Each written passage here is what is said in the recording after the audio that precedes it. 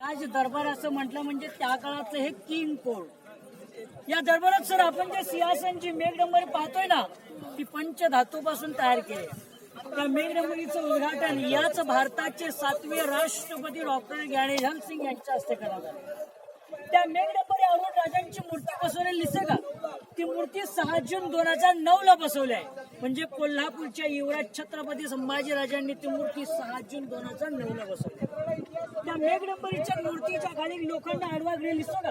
त्या ग्रिलच्या आतमध्ये पाहिल्यानंतर एक चौकोनी दगडाचं चौथारा त्या काळाचं खूप महत्वाचं आहे। कारण त्या चौकोनी दगडाचं चौथाऱ्यावरतीच त्या काळातलं राजांचं ते 32 मन सुवर्ण सोन्याचं सिंहासन होतं। एक मन म्हणजे 40 किलो, असं 1280 किलो सोन्याचं सिंहासन औरंगजेबचा सरदार जुल्फिकार खान याचं टोपण नाव होतं इतिगत खान।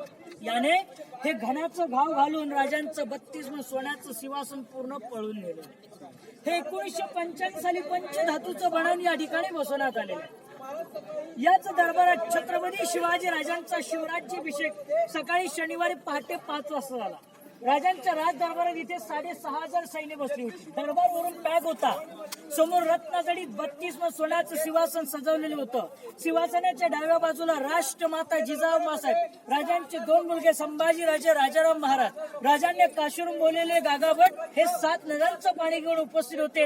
राजांचे 8 मंत्रिमंडळ, काही राण्या उपस्थित होता। नगरखान्यासमोर 2 बलाढ्य हत्ती सजावून उभे केले होते, ते म्हणजे येणाऱ्या सरदारांच्या स्वागतासाठी।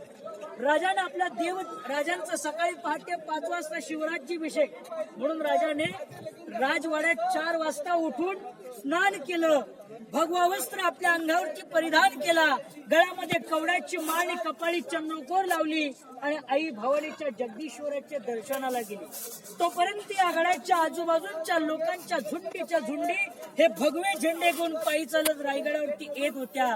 राजाने आपल्या देवदेवतांचं दर्शन घेतलं, या नगरखान्यासमोर आले। त्या 2 मावळ्यांनी भाले बाजूला सरकवले, मानाचा मुजरा केला। राजाने दरबारात पाऊल टाकलं, त्या समोरच्या 2 बलाढ्य हत्तीने आपल्या स्वतःच्या सोंडेने महाराजांच्या अंगावरती तो फुलांचा वर्षाव केला। इथे 6,500 सैन्य उठून राजाने तो मानाचा मुजरा करत होते। राजा हा मानाचा मुजरा स्वीकारून आपल्या लटलटत्या पायाने या 32 मन सोन्याच्या सिंहासनाजवळ गेले। राजाने आपलं रत्नजडीत 32 मन सोन्याचं सिंहासन त्या काळात सजवलेलं पाहिलं तर त्यावेळेस राजांचं लगेच हे अंत करून हृदय भरून आलं होतं।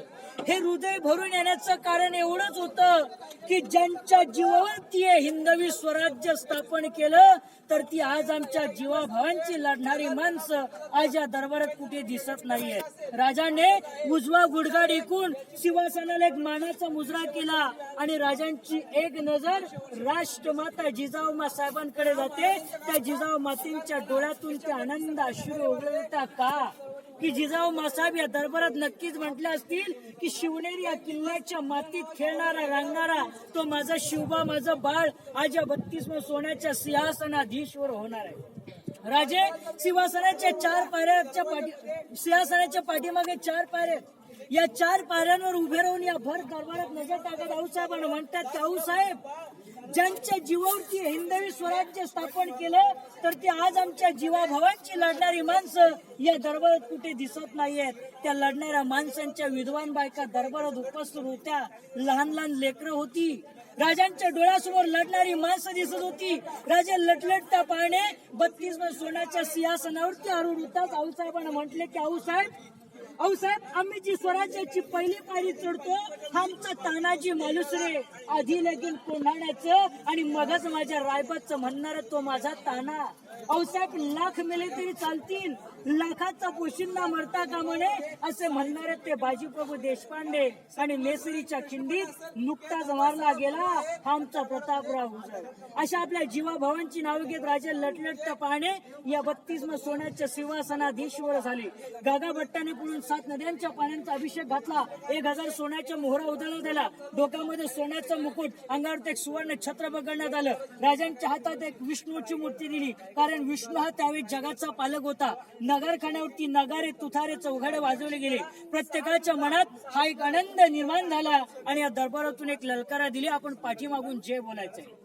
ती ललकार अशी दिली की महाराज, प्रौढ प्रताप पुरंदर क्षत्रिय कुलावतांश सिंहासनाधीश्वर महाराजाधिराज योगीराज पुण्यश्लोक छत्रपती शिवाजी महाराज की जय. जय भवानी जय शिवाजी. धर्मवीर संभाजी महाराज की जय. हर हर महादेव. अशी या ठिकाणी घोषणा आली. सिंहासन याच ठिकाणावर हत्तींच्या अंबारात बसून राजांची मिरवणूक त्या जगदीश्वर मंदिरापर्यंत गेली होती. म्हणून याच मार्गाला आपण राजमार्ग असं म्हटलेलं आहे की ही राजांच्या राज्याभिषेकाची जागा.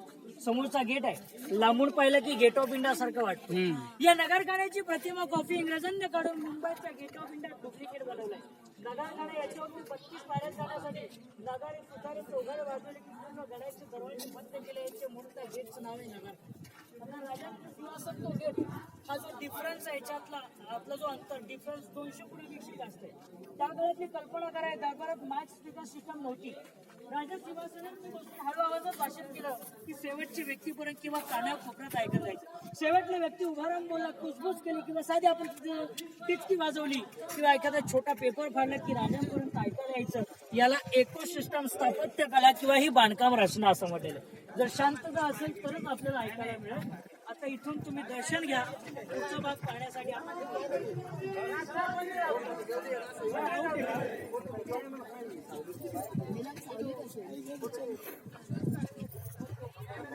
मी जाऊ थांब त्याला घेते